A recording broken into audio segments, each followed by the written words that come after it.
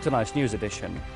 The fight against Daesh, the terror atrocities in France and the Syrian crisis topped the agenda during talks between His Majesty the King and the Austrian President.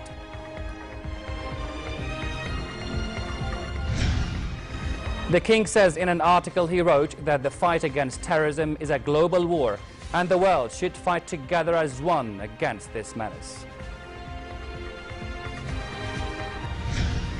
And a woman suicide bomber and another militant are killed in a raid by French police, and President François Hollande calls for a grand coalition against Daesh.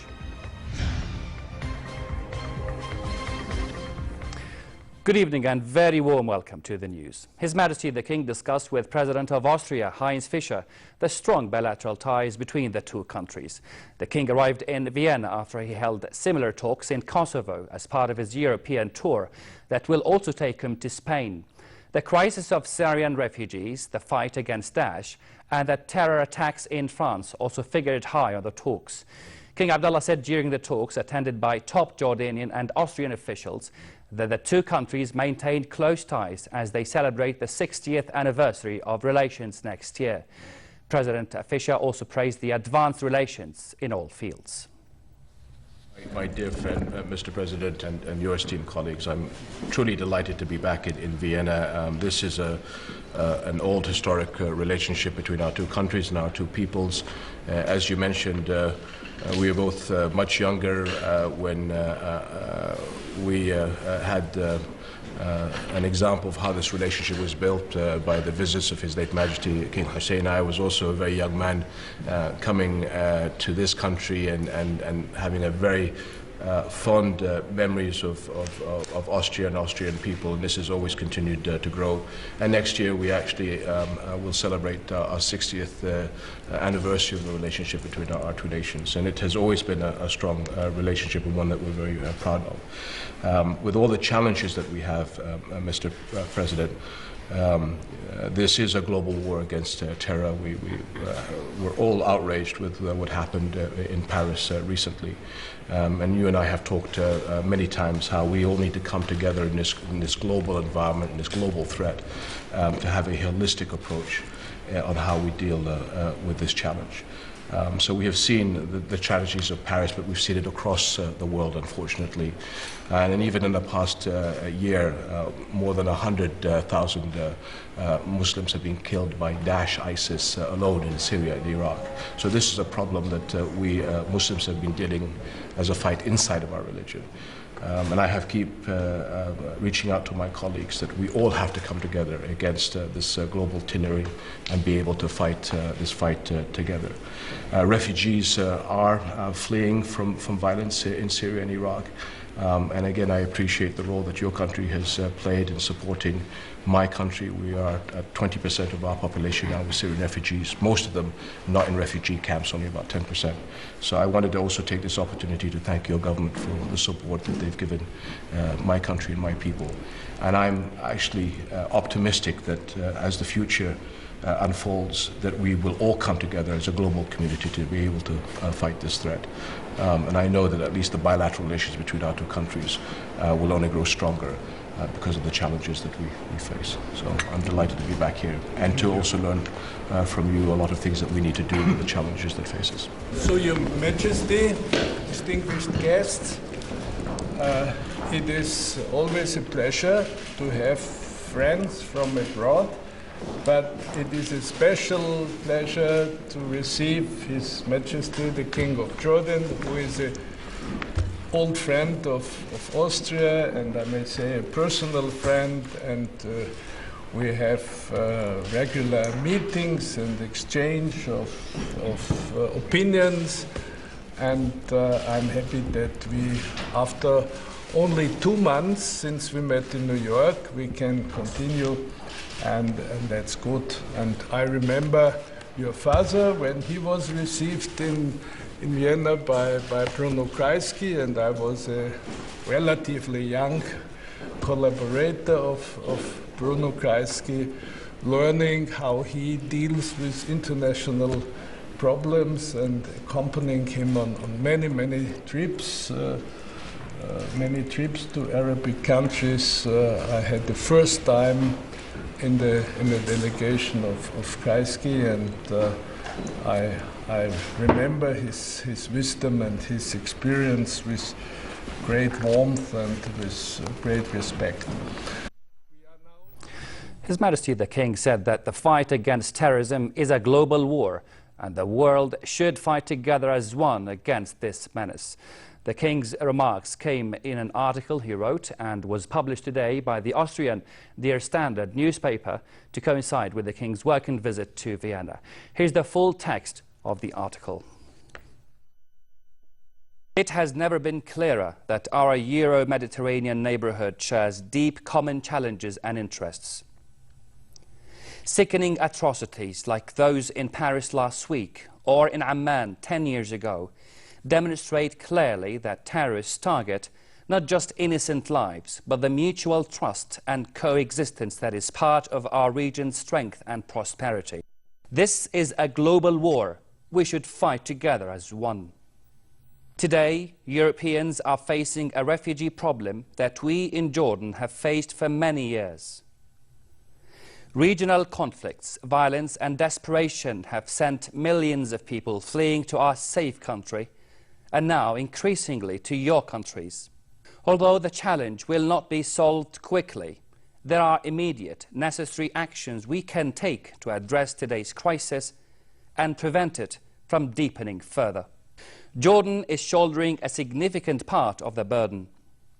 Our population, smaller than Austria's, now hosts 1.4 million Syrians, 1 for every 5 Jordanians. This is in addition to hundreds of thousands of refugees, Muslim and Christian alike, from Iraq, Yemen, Libya and elsewhere. Jordan has become the second largest refugee host country per capita in the world. For Jordanians, caring for those in need is a moral duty and part of our national character. However, today's refugee burden is pushing us to the limits of our resources. Images of vast refugee camps are in reality only a small part of the picture. Over 90% of Syrian refugees live in Jordanian cities and communities, overstretching our schools and health clinics, consuming every scarce water resources and competing for a limited number of jobs with Jordanian youth. The complex impact of the crisis in Jordan and beyond demands an equally multifaceted response. It is time for our regions to move beyond emergency-driven thinking toward a collective, sustainable approach. That means comprehensive, medium-term development initiatives that meet the urgent needs of refugees and local hosts, such as Jordan and Lebanon, and the related underlying need for employment opportunities, expanded service infrastructure and fiscal support. This will strengthen the foundations of confidence and stability for us all. A critical first step is to provide overburdened regional hosts with sustainable solutions, improved access to trade, investments, concessionary funding and grants for health, water and education infrastructure. Failing to fulfill today's commitments will simply raise the ultimate costs.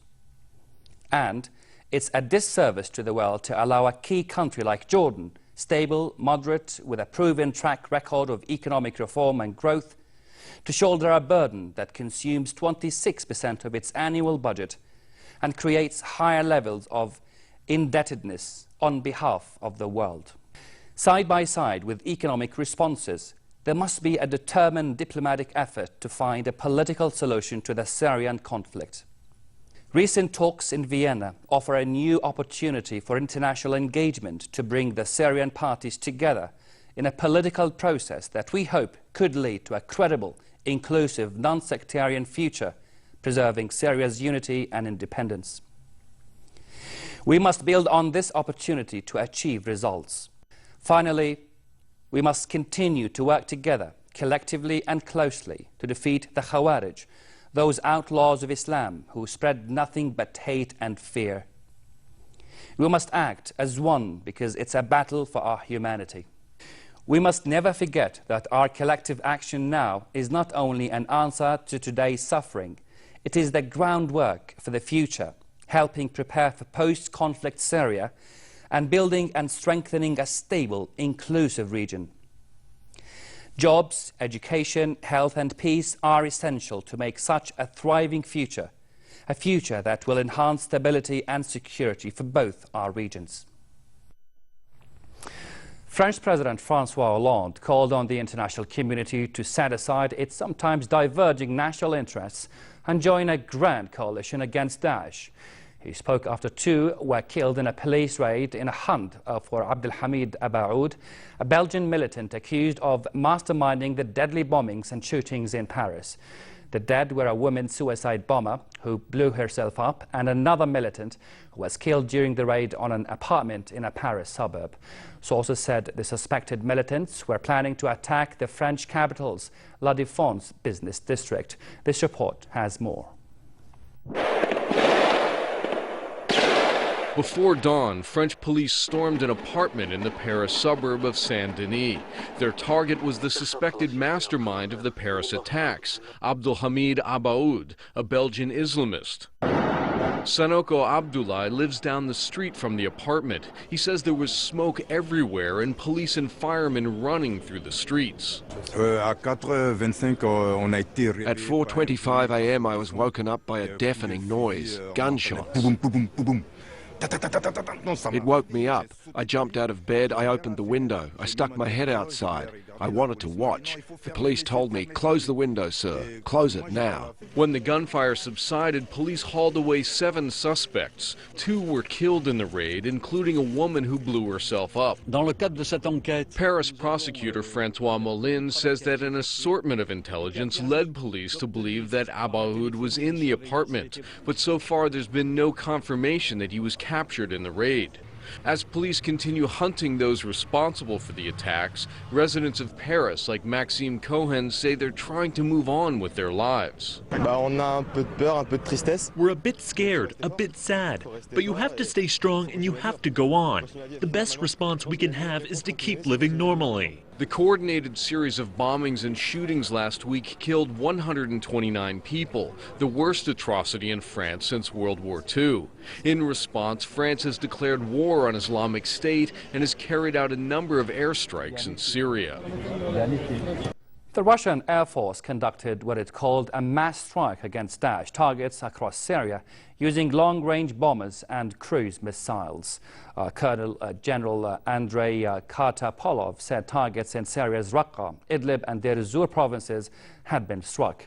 Reports in Moscow said Syrian Foreign Minister Walid al-Muallim will visit Moscow next week for talks with his Russian counterpart. Here's more. Russian jets hit Daesh positions in Syria a day after President Putin ordered to intensify airstrikes. The stepped-up air campaign involved long-range bombers and cruise missiles after the Kremlin said it wanted retribution against those responsible for blowing up a Russian airline over Egypt. Russian military chiefs said the Air Force so far had carried out around 2,300 sorties in Syria in the last 48 days. Russian Foreign Minister Sergei Lavrov said the West had to drop its demands about the political exit of Syrian President Bashar al-Assad if it wanted a genuinely international coalition against Daesh militants. He said there was still no agreement about Assad's political fate after international talks in Vienna. France's defense minister said 10 warplanes were targeting Daesh's Syrian stronghold of Raqqa for the 3rd consecutive day and vowed that the campaign against the group would intensify the coming days.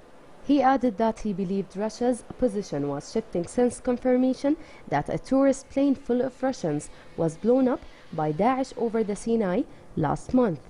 U.S. Secretary of State John Kerry has also said France and the U.S. will step up their efforts to defeat Daesh in the wake of Friday's terror atrocities in Paris. A spokesman for Russia's military general staff said it was developing plans for joint military operations in Syria with France.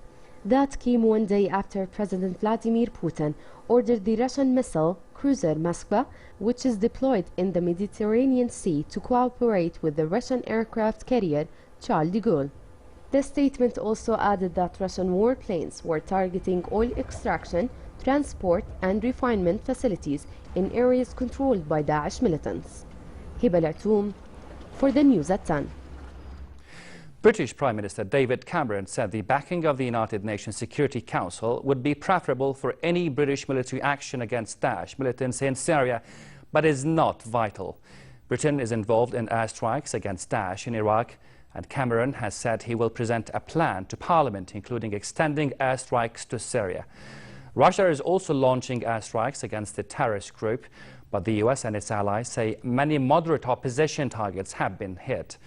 Cameron was addressing the House of Commons. The leader of the opposition, Jeremy Corbyn, pressed the Prime Minister to unite against Islamophobia in the aftermath of Friday's attacks in Paris.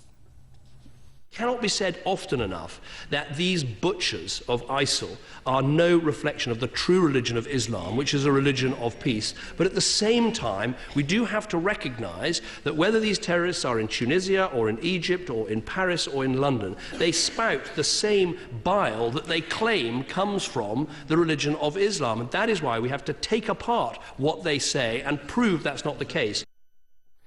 US Deputy Secretary Antony Blinkin visited Oasis 500 and announced a $365,000 grant to Jordan's first and leading early-stage and seed incubator hub. The grant will support entrepreneurial projects in the areas of clean technology, healthcare and design, and will target new groups including women, youth, students and underprivileged communities. In meetings with Oasis 500 CEO Yusuf Hamiduddin and Vice Chairman Marwan Jum'a, Deputy Secretary Blinken learned more about Jordan's culture of innovation and how Oasis 500 is supporting entrepreneurs from across the region through its seed funding, training and mentorship programs. Blinken also met with a number of Jordanian government officials where he reaffirmed the strong and enduring partnership between the United States and Jordan. We have here in Jordan an invaluable ally of the United States and a historic relationship that we hold in the highest regard. For 6 decades, we've been very proud to work together to expand access to good education, quality health services, clean water for Jordanian communities. We've worked to try to help spur inclusive growth and deepen Jordan's commitment to good governance. And we've stood shoulder to shoulder in support of Jordan's security and stability. We share the goals of a comprehensive, just and lasting peace in the Middle East and an end to violent extremism that threatens the security of Jordan, the region, and indeed the world. And we will continue to support and stand with Jordan as it responds to the unprecedented Syrian humanitarian and refugee crisis.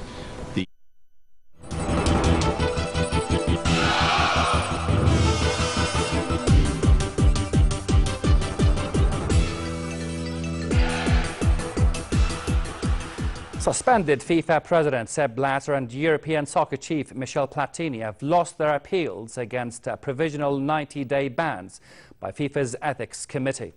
The decision is a further blow to Frenchman Platini's hopes of standing because FIFA's Electoral Committee said his registration will not be processed while he's suspended. The only hope for Platini is to take his case to the Court of Arbitration for Sport. If he won that appeal, the Electoral Committee has said it would review his case. The Olympic table tennis test event got off to a quick pace start in the Rio Centro complex in Barra de Tijuca in Rio de Janeiro. The event kicked off with men's singles and will go on to feature women's singles, men's team and women's team up until the 21st of November. The men's lineup features China, Germany, Japan, South Korea, Portugal, Hong Kong and Chinese Taipei, while in the women's section, China, Japan, Singapore, South Korea, Hong Kong, North Korea and the Netherlands will compete. Começam em aproximadamente 20 minutos. Now, a look at the weather forecast. Chilly in most regions tonight with southwesterly light winds. As for tomorrow, fair weather is forecast for much of the country and moderate. In the Jordan Valley, the Dead Sea should expect a high of 29 degrees. Moderate weather is also forecast for the port city of Aqaba, with northerly fresh winds and calm seas. The weatherman warns of poor visibility due to hail fog later tonight and the early morning hours. Next to the lows and highs for tonight and tomorrow.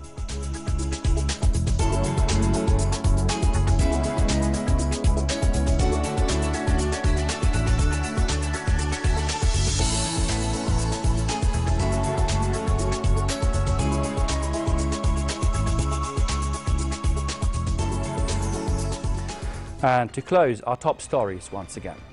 The fight against Daesh, the terror atrocities in France and the Syrian crisis topped the agenda during talks between His Majesty the King and the Austrian President.